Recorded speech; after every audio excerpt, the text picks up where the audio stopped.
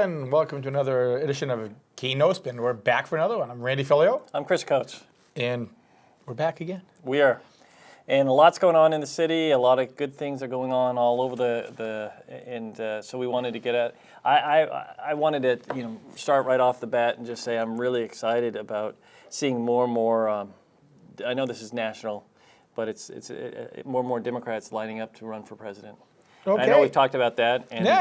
We can start off. We can start off with anything, and obviously we just did. Yeah, but helps the economy in New Senator Hampshire. Harris has now put herself in the race, and the way she has started off, I'll tell you, it looked pretty darn professional and like she was ready to take on the task of running for president. And I've watched everybody so far. I mean, Elizabeth Warren goes to Iowa to announce pretty much in a venue where the Democrats haven't done well in Iowa, and the place was overly packed. And I mean, it's just really, it's exciting to see. Well, you and I, Chris, you and I it's are healthy political for junkies anyhow. It's fun. It's healthy for politics, no matter what party not you just are. one person from both parties. But that when you get a litany of individuals with different ideas coming forward to express how they want to, how they see the country moving forward. I mean, the Republicans, I've said this before, have had that opportunity a few years ago.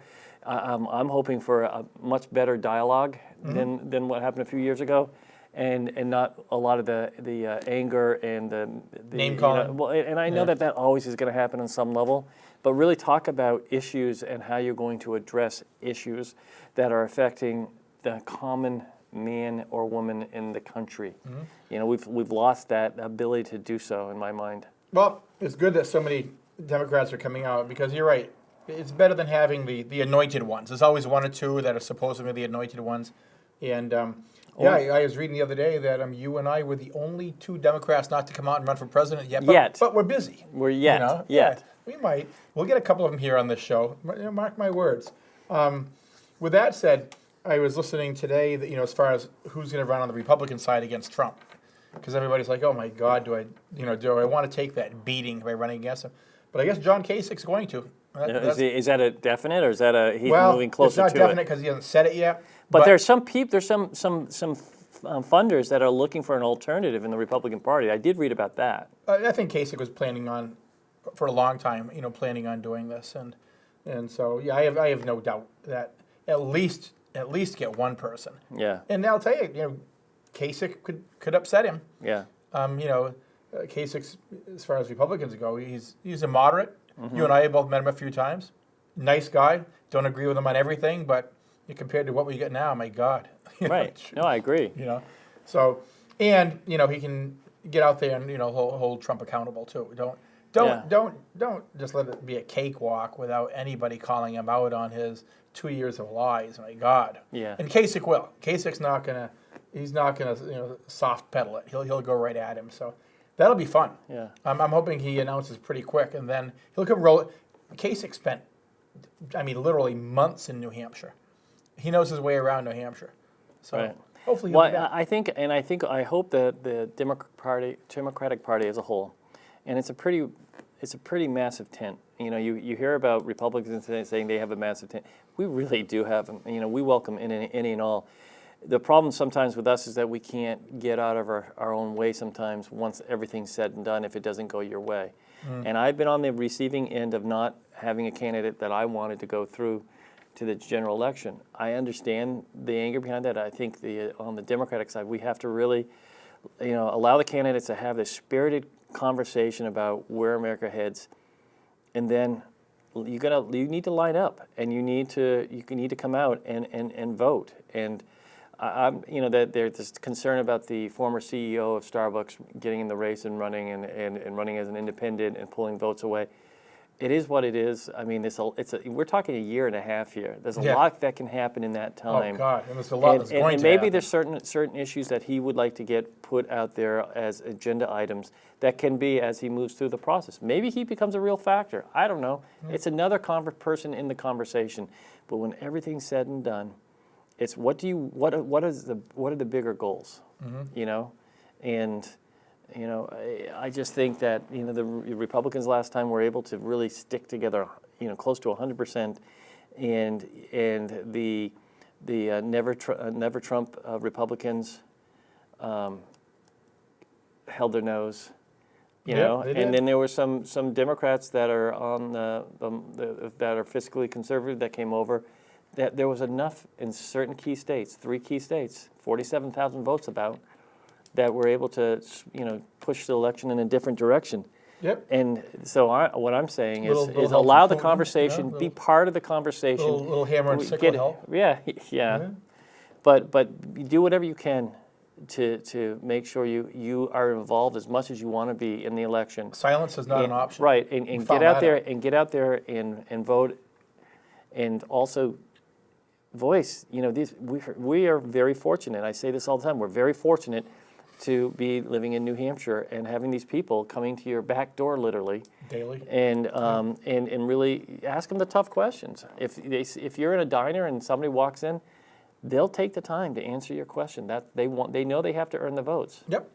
No, you're absolutely right. In some of these states, like I said, I have relatives in Indiana. They actually, one of my nieces drove here last time just so she could meet all the candidates. And within a week, she literally met all of them. Yeah. And out in Indiana, they don't see any of them unless you go to an airport tarmac when they're Right. flying through. Right.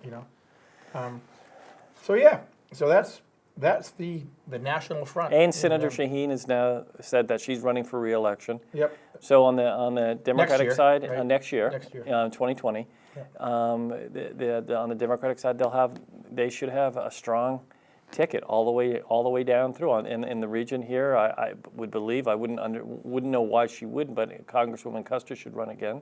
Yep. And it will really come down who will be the next candidate for the Democratic Party for governor. I know that Andrew Volinsky has said that he is strongly looking at running for governor, and another race that's quietly going to be moving along, and it really isn't a race that the communities as a whole sit in on. It's really the state reps that are, and that's the Secretary of State.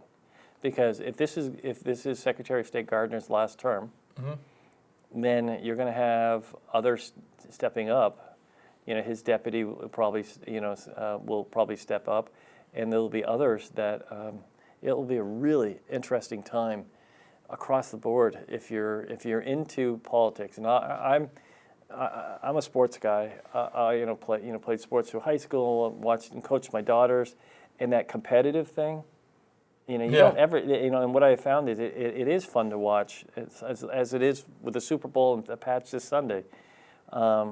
It's fun to really get involved, and it's you want a certain team to win. Yep. Well, this is the same thing here. And as in sports, it hurts to lose in this presidential case. Yeah. Ooh, This is a long hurt. I was a Gore delegate, and if we look back at it now, and you think about, is there any way that he could have worked closer with Ralph Nader, to be able to, convince Ralph to, not run or be part of his administration on some levels or whatever it may be. Maybe it couldn't have, but when you lose Florida by 500 votes, Couple of hanging chads, and Nader Again, takes Florida. 90,000 votes in Florida, Yeah. you think right there, right? Is how you lose an election. That's how close it was. Yeah. And hopefully they square Florida away. My God, do we have to have another Florida recount? Well, I don't understand why they don't change the way they put the ballot together. It's not working. Everybody should have the system that Keene does, the scanner with a paper backup. Yeah. It's so simple. Instead Yeah. of electronic counters and hanging chads and Yeah. my God, just I don't understand why Keene's a that's not the perfect way it is, but it Right. is what it is. I know they're not calling us to ask either. They should. Right. So that's on the national front. Before I go any further, I got to say hello to the East Swansea Cub Scouts. They had invited me to go speak to them. One of their little merit badges is they have to have somebody from local politics come Is in. this Boy Scouts or Cub Scouts? Cub Scouts. Cub Scouts, okay. And they had to have, for the merit badge, somebody local that's in politics come speak to them. And I happened to, where I work, one of their fathers works with me, and he asked if I'd go down. And it was funny because they asked good, pointed questions. Like what? They were prepared. Like what? How do you spell my last name? No. They were asking about opiate situation in New Hampshire and how it affected Keene. And it was an interesting question because not only does it affect, as we've talked about, individual families, but we talked about how it affects Keene's budget. Or workforce. Workforce. Yeah. Just you talk to employers, where it's cut into their economic workforce.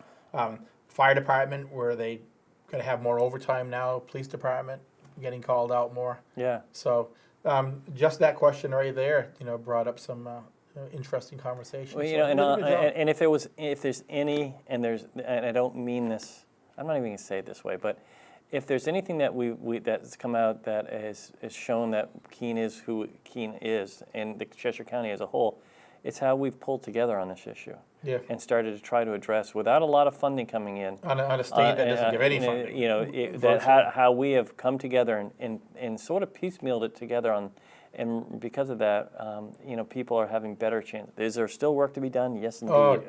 But we are trying to do whatever we can to, identify the issues and see how we can address it. Yep.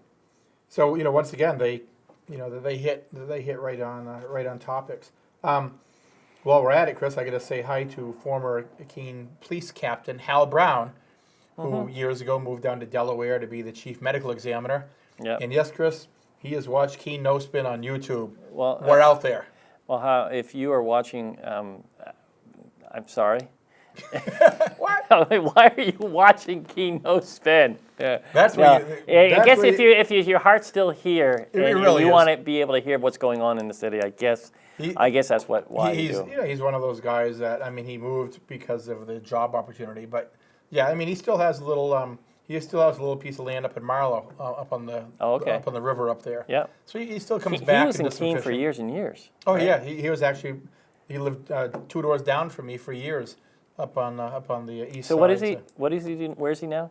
In Delaware. Delaware? He was the chief medical examiner. I don't know. I think he might have retired from that, but he did that he was a Keene cop for a couple of decades, and then he got a great opportunity and headed down there. And he's down near the ocean. I know he has a big fishing boat that you see it on Facebook every now and then. He heads out and does some deep sea fishing, and so kudos to Hal. Yeah. He was a great cop. He had stories. Oh my God. Well, if I remember exactly, he was well respected too. Oh yeah, yeah. He's one of those that worked through the ranks. Street cop, detective, captain. Yeah. Yeah. He saw it all. So we are out there, Chris. People why are we out there? Who did that? Well, I spoke to our producers and engineers here at Cheshire TV, and some people over especially the last couple of years, a lot of them are cutting the cable, going to the Netflixes and the Hulus and things, and YouTube. Yeah. A lot of the new televisions just YouTube TV. So a lot of people weren't being able to get us on cable. So what would be interesting to know too is I know that they're running a few months behind on the renovation here, and I know that and I know that will Cheshire TV have to shut down for a period of time? We should get Dave or Mark or somebody on at some point. I'm looking out in the engineering room right now, waiting but for I know a they nod, can. yes Right, or no. I know that they. But at some point, we should just talk about the transition because that will be interesting too. Because they're moving out of this. They're in the basement right now. Right, we're in the basement of the library. In a makeshift studio, and what I'm understanding is that they're going to have a state of the art as best as you can. Yep. At some point over in Heberton Hall, The old Masonic Hall. Yep.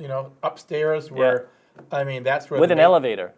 Yeah. Remember the elevator they had before? It was like you had to put a key in and turn it, and it was old school. Yeah. And they will have. You know what? And I was talking to a couple of the guys too. Finally, they're all set up down here, get everything where they wanted. And gonna have to shut it down and move it up, but it's gonna be state of the art. Not to jump all over the place, but that's what I do. Yes, you do. When it comes to capital improvement, because I'm looking at it right here. Yep. Is it true that for infrastructure things that is there a policy in place? Is it that you spend about $4 million a year, which sounds like a lot of money, but 1 mile of road is a chunk of change. 1 mile of road. Especially if you do full, if you're doing the full Monty. If basically, yeah. pulling all the piping systems out, putting in new systems. Well, as you know, Chris, because you've done it. Yeah. You've been here, done that. Whenever we do major road reconstruction, obviously you talk to your gas companies, utility companies, everybody involved, and say, hey, while this road's up, get your stuff down. So yeah, I mean, we look at water, sewer. I mean, if we're going to do a complete overlay, Yeah. But it's not cheap. Yeah. And some years back we cut back a little bit on infrastructure spending to try to keep things in check, but it comes back to haunt you. You have to do it sooner or later, and then the roads fall into almost disrepair. If you remember the old Upper Arch Street up towards Route 9, we delayed that one a little too long, and not to say the potholes were deep, but there's still about 7 or 8 cars we haven't found yet. So we were probably a little bit lackadaisical on that one. Well, what is that? West Street goes this way. Park Ave goes this way. Right. Park Ave is already having its annual spring holes. How it's just every year it's the same thing.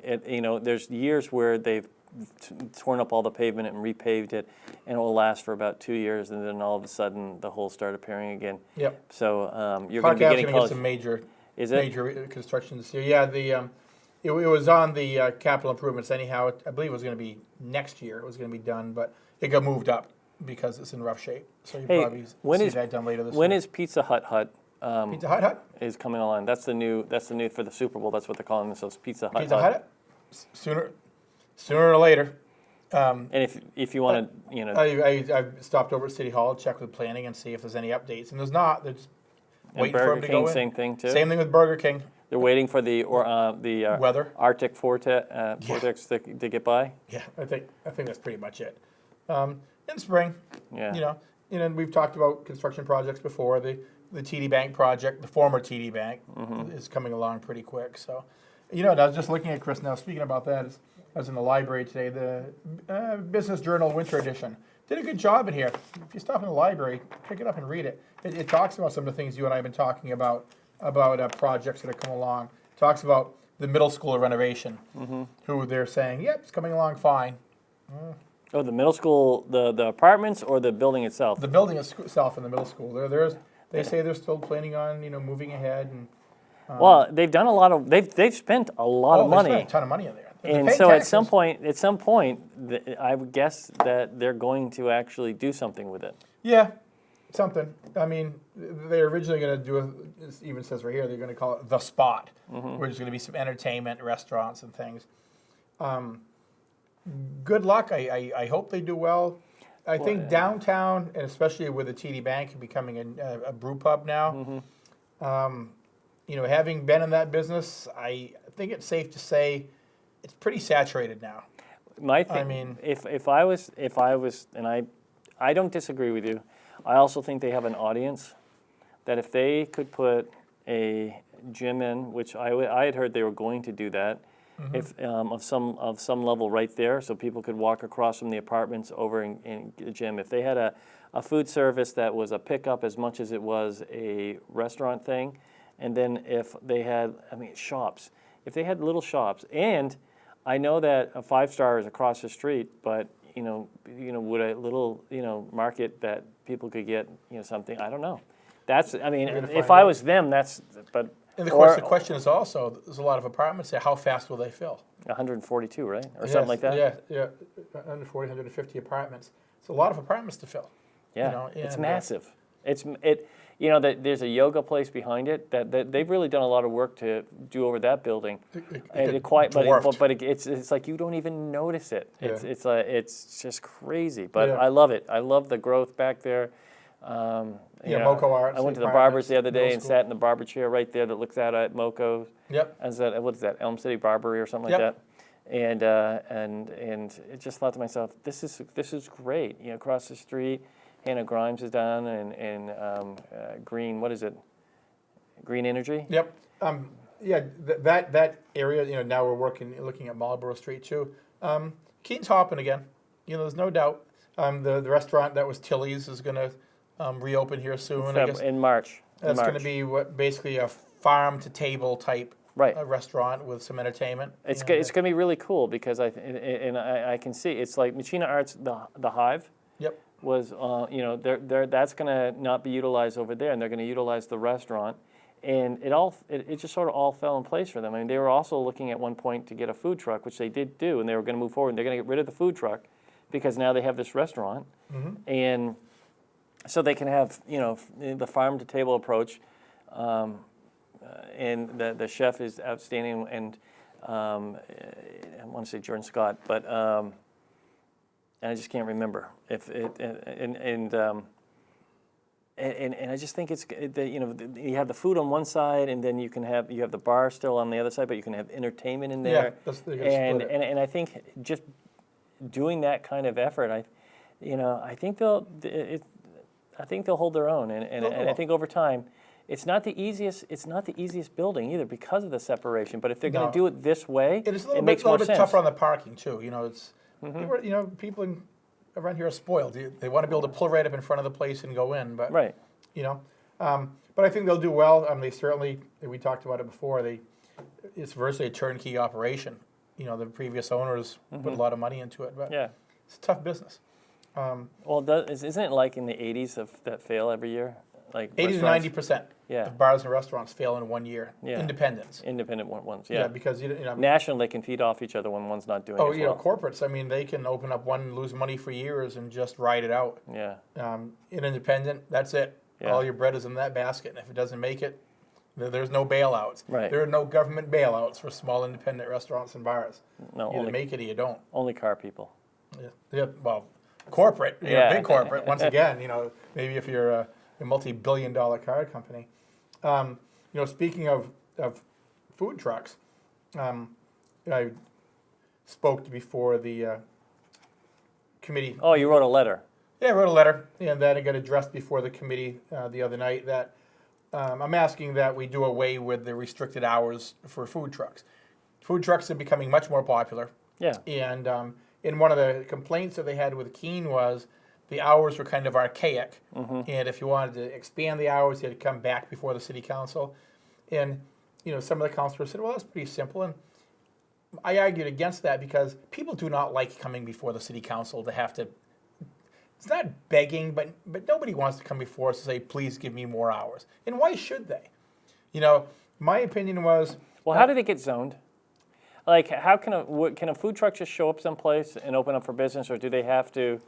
is there certain places they can go, they can't? Yeah, no, there are restrictions, and so I brought up the hour part, Yeah. okay?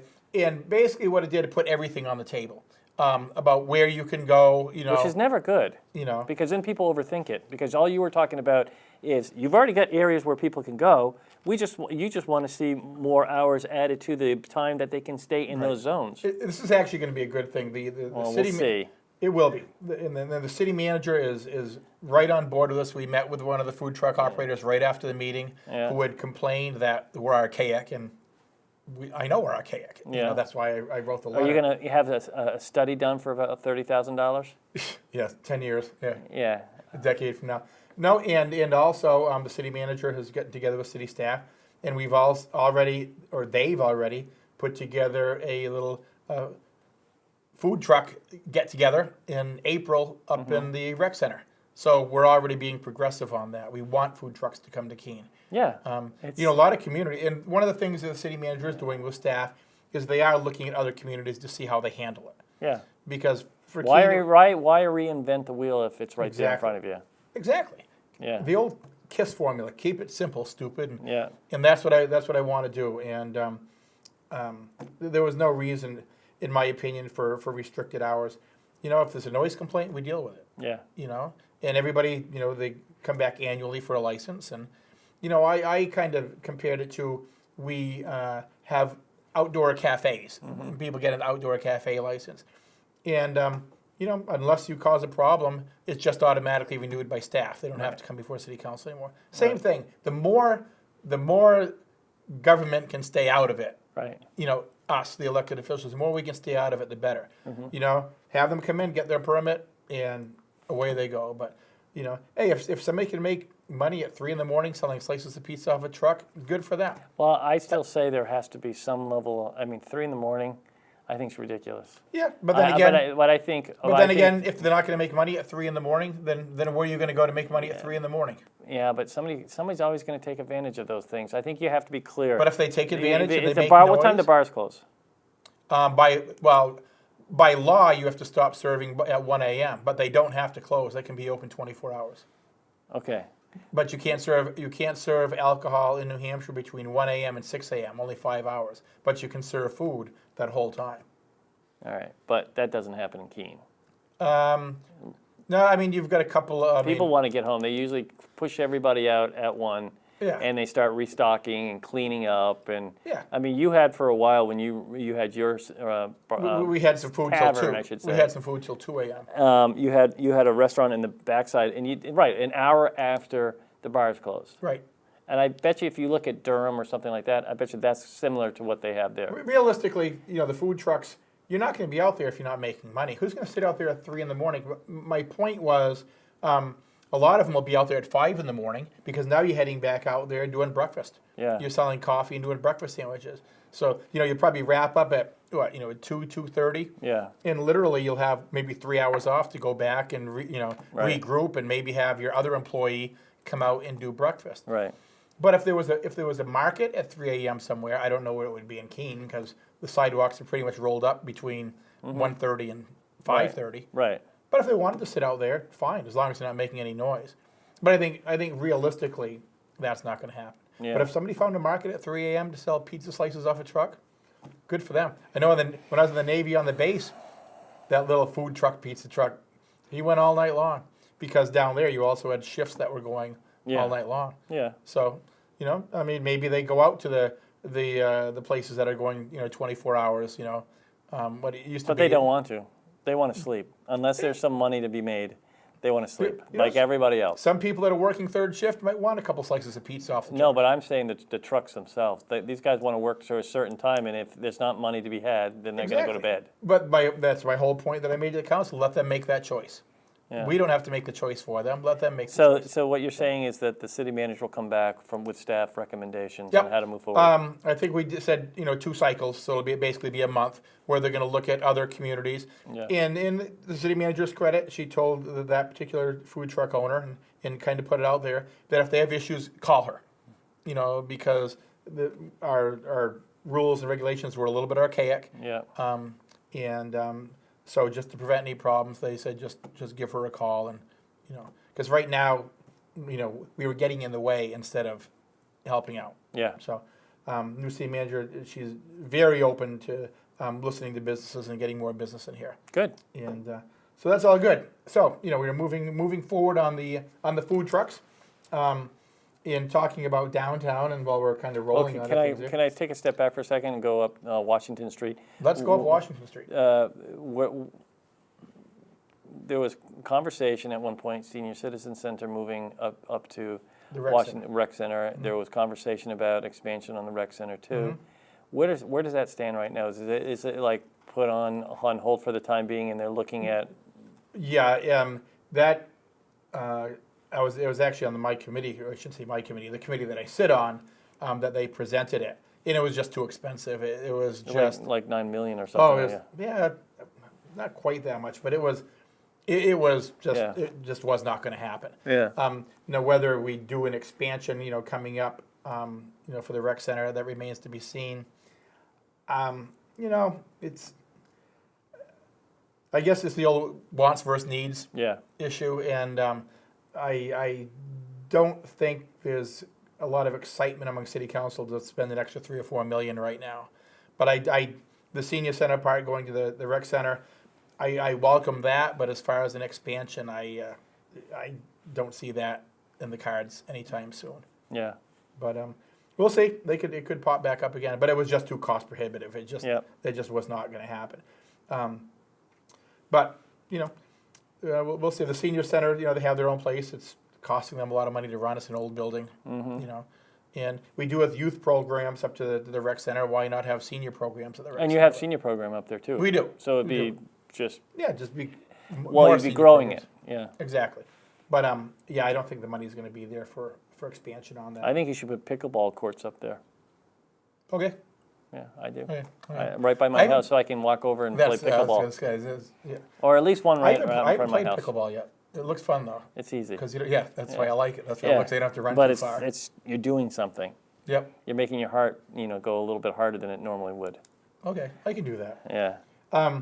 Talking about downtown things going on, as you've seen, there's conversations about public restrooms again. It's kind That's of not back going to on- happen for a while, right? I It's not. I mean, I- well, my understanding is that you guys are looking at a bigger picture thing right now, and that would be the outgrowth of Gilboa Ave and some redoing of Railroad Square and some additions and a lot. And there's more to come about that. I don't know if that's all Marlboro public. Street's going to expand it and And, worked and, on. and so if you're going to do that expansion on Gilboa Ave, why would you invest that money if things could change and it would be something completely In different? public bathrooms too, it sounds good, but communities that have public bathrooms, I mean, you have to hire somebody to watch them. Yeah.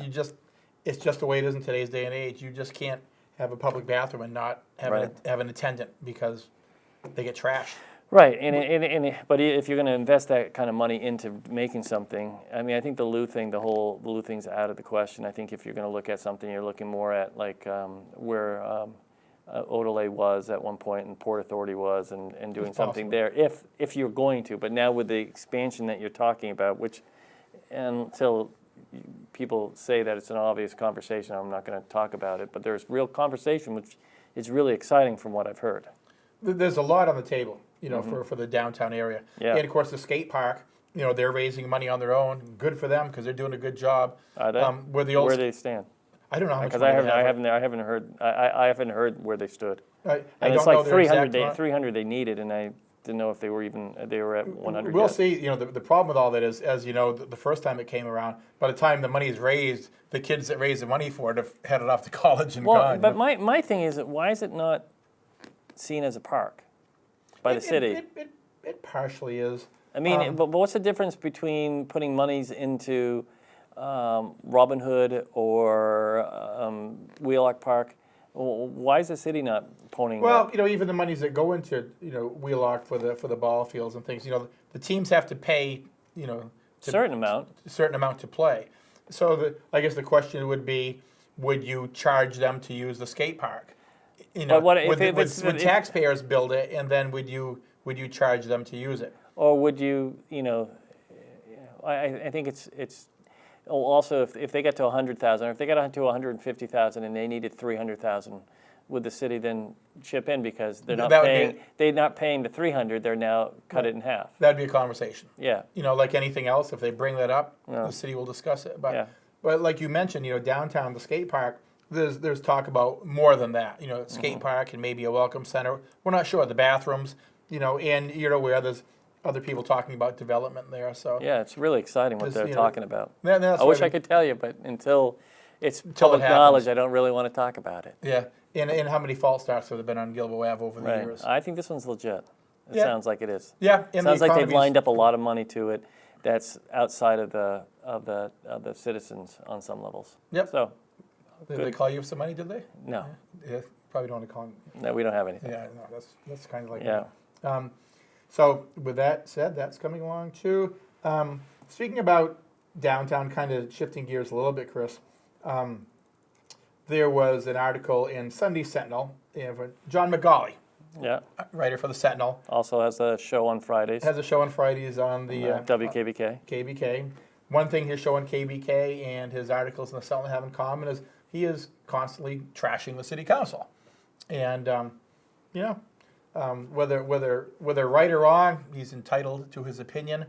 The problem that I have with some of his opinions is he never shows up to a committee meeting or a council meeting, ever. I have no problem being criticized. You've been in public office for quite a while. It comes with the territory. If you can't take the heat, get out of the kitchen. But if you're going to criticize, at least do some homework and have some background rather than just doing the old Donald Trump thing and seeing something on Fox. Back it up. Show up to meetings. Show up to committees. Find out what's going on. And I know City Councilor George Hansel, and I haven't had a chance to read it today because it was in today's paper. I guess he wrote a piece, kind of pushing back a little bit, saying, "Hey, we are doing things." I guess basically this last article that he wrote was just talking about us on fossil fuels and alternative energies, and and I guess he just kind of went out and laid into us a little bit. But communities that are going to survive and do well are looking ahead as far as our alternative energies, because in the end it saves money. Look at the infrastructure system in our country; it's archaic. Yeah, but our grid is archaic. But to me, it was two issues. One is what the city's wanting to do when it comes to clean, green energy. Mm-hmm. And the other one is, has the city done anything towards the workforce and the economy and the development of the economy? And I just think he missed the boat. When I looked at the article, I thought that it lacked any depth of awareness of what's really going on in the community pertaining to whether it's a city, whether it's private, or whether it's the county. What is going on? That people are constantly addressing these issues across the board and implementing, not just addressing, but implementing different things. I mean, if you look at just the simplest, whether people like what they did or not, the city took the time to redo the fourth floor. Yep. Now the fourth floor is where if you were going to get licenses or for construction or you had code questions or whatever, they've simplified all that process. Yep. Now it's like anything I say when we're doing our personnel handbook for the county. I said to all the department heads, this is a working document. Mm-hmm. This is something that we're going to spend all this time on. We're going to get it in place, and something's going to need to be changed. Well, it's the same thing with what you guys have done over at just with that example. You took something that was perceived as having some issues with it, and you tried to fine tune it. Yep.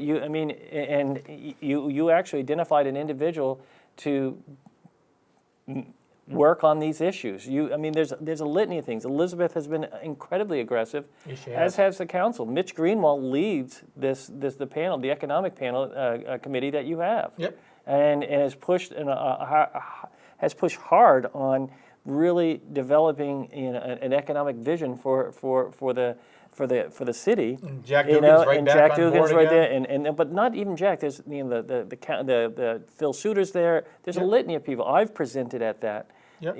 And so there is. We are all incredibly aware of. Go back to, and this is the thing. These are the things that frustrate me. It's one of the hardest votes that you and I ever had to take, and I've talked about this before, and that is the $4 million that was for infrastructure out at Blackbrook. Yep. We were getting bombarded with, what are you doing? You're wasting taxpayers' money and blah, blah, blah. Boondoggle was the word that came to mind. And look at it today. Look at it today, and I don't care. You can say what you want, but that in itself back then was seen as a critical move. Yep. Go to the railroad square. That was a dirt railroad. It was a parking lot. Yeah. It was a dirt parking lot that people could park for free. And now look at it today. But the city had to do something. They had to put an infrastructure in, and they had to build a parking garage to handle the overflow. Yeah. That's what makes me angry. It's easy to criticize. It's easy to be the person that puts the anger, the fear, takes it and throws it out there, and not really and miss the mark completely. And that's what's frustrating, because there's so many of us. And it wasn't, it's sort of like the Vietnamese restaurant that was coming in. I think it's going to be a great addition downtown. I've eaten at her place when it was on 101, and I look forward to it being here. But the criticism that the city got was unfair. It was unwarranted. And it was because, and whether you agree or not, it was a landlord situation.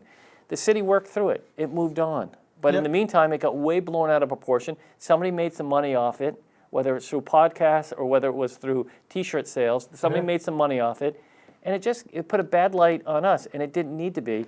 And there's too many other people that are working way too hard. And that's in city government. It's from the city manager down to the council. Everybody is working extremely hard to recognize this. The issue is not about economic development. It is, but it's about workforce development. Mm-hmm. Those are things that we need to be talking about. We need to be working with the school district. We need to be talking to the Cheshire Career Center and getting these kids out into the industries quicker than they are. There's so much we should be doing and we should be talking about. This community, and it is happening. This and community so works an article like that is hard. unfair. It was very, and it's unresearched. Yeah, well, that was the But whole. that's a constant. That was whole. Yeah, that's the whole concept that I have a problem with his radio show and his articles in the paper. It's like, okay, criticize, but back it up. Do some research. Don't just say the community's doing nothing, right. And what are you doing for economic development, and who are you bringing in? Well, A, you get your infrastructure fixed and upgraded. Yeah. And even the little thing with the food trucks. Put positive out there. And what you just mentioned, cleaning up the fourth floor, making it more streamlined so people can come in and do business. And the whole thing about the clean energy. This wasn't just something the city council just dreamed up and talked about. These were multiple groups coming before the city council with hours and weeks and months and years of homework and preparation in presenting it to us. We didn't just make this up. Well, it's the former city managers, bringing somebody like Jack Wasmack on down to the airport to help lead that, to bring that airport to a different level. Now, I know Jack has recently taken a new position with Monadnock Family Service as their HR director. He's keeping busy. But he got it to a certain level. Now the city manager is going to probably bring in a consulting firm for a period of time so they don't rush in to fill the position, and they are able to really massage what they're looking for and bring that airport to the next level. Yep. Because you know what? That's economic development too. It is for us to have a healthy airport is good for the region, not Keene, absolutely. the region. Oh, and when I say region, I'm not talking about Cheshire County. I'm talking all the way up into Mount Snow to over to Peterborough to you name it. And so it's just unfair. It's just unfair. It's easy. It's actually easy to write like that. Oh, God. Because So all you're easy. doing is just throwing out some unresearched criticisms. Just throw anything out there. Just say your city council is doing nothing. And it's like, none of us there are millionaires, that's for sure. We're there, we're all there because we care about the community. And that's it. That's the only reason we're there. We care about the community. Mm-hmm. And the council is doing a darn good job. Whether people agree or disagree, I think the council, I think the county, I think this area is doing a darn good job. And I've said this before on the radio. I do say you can vote against it, but I do believe that any councilor and the mayor can let it go through, or he can block it if he chooses to, can put a motion on the floor about an issue that's a national issue, mm-hmm. or a local issue that you want that be voiced in Concord, or if you want to be sent on to your senators or your congressperson, you have the right to do that. Mm-hmm. If you're somebody that doesn't agree with it or agree with the process, then vote against it. But you have the right to bring it forward. I still struggle with the decision that the city council made that you can't, on the night of adoption of the budget, mm-hmm. make a motion unless you've notified that you're going to make a motion. That's not. I just think there's a rule of order change. I completely disagree with that myself. Yeah. So I'm just what I'm saying is that because that was in there too. That they're more worried about sending memorandums up to the Concord or whatever. It's just like there's a lot of work that's going on. Yep. And there will continue to be a lot of work that's going on when it comes to economic development. The county is looking at putting in place a economic development and community development coordinator. I had the opportunity to go out to Fitzwilliam the other night and meet with the selectmen. And, we talked about a lot of different things. At the end, we talked about, about the economic development. And, you look down the road and C.R. Bard has been closed for years in Fitzwilliam. Yeah. A lot of people, don't think of this, but Troy Mills has been closed for many years. And people that live in Fitzwilliam, a lot of them worked at Troy Mills. So that was a loss. But there's no real, these small towns can only manage to do so much. And can we, support and help, like Winchester or Hinsdale's and others, really move forward, because it's not about Keene, It's about the county as a whole. And I've said this 100 times. You know, a healthy Main Street is a healthy Keene, and a healthy Keene is a healthy county, Oh, absolutely. and vice versa. You know, and I have to give a shout out to the town of Winchester, because I was reading and hearing, they've been getting together, the townspeople, their elected officials, their Yep. business people. They just celebrated. They Yeah. did. They are doing a good job. They know they've had a But stereotype. they need help too. Oh, absolutely. And because right now, if certain people leave, you know, what happens? It's sort of like the ambulance services around here. We need to come up with a solution to that. And I know I'm jumping around, but it's the same thing. They need help.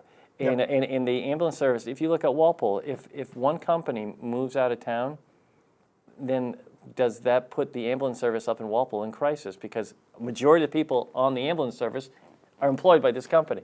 And it's just like, you know, those are things, but it's we've got too much going on here that's really exciting right now to be pulled down by, you know, not factually based reporting, and it's just disappointing. And kudos to George Chancellor for responding. I was thinking about writing a letter to it. I'm like, well, you know, maybe next week. Yeah. But kudos to George for Yeah. calling him out on that. And basically, George just said, look, you know, you can be progressive as far as infrastructure and still be pro-business. Actually, that is pro-business. Right. You know, but you know, the pen is mightier than the sword. I'm sure McNally will come back again, trash us again like he does every Sunday. But He'll you probably know, here's my comment to him: show up to a couple of meetings. Show up. You There's got 10 meetings seconds, all don't you? week long. You have 10 seconds. Huh. Because it doesn't go off at a minute. No, that's right. We're out of here. Yeah. How about that? I See you can't in a few complain weeks. anymore. Thank you. See you in Thank a you. couple of weeks. Bye.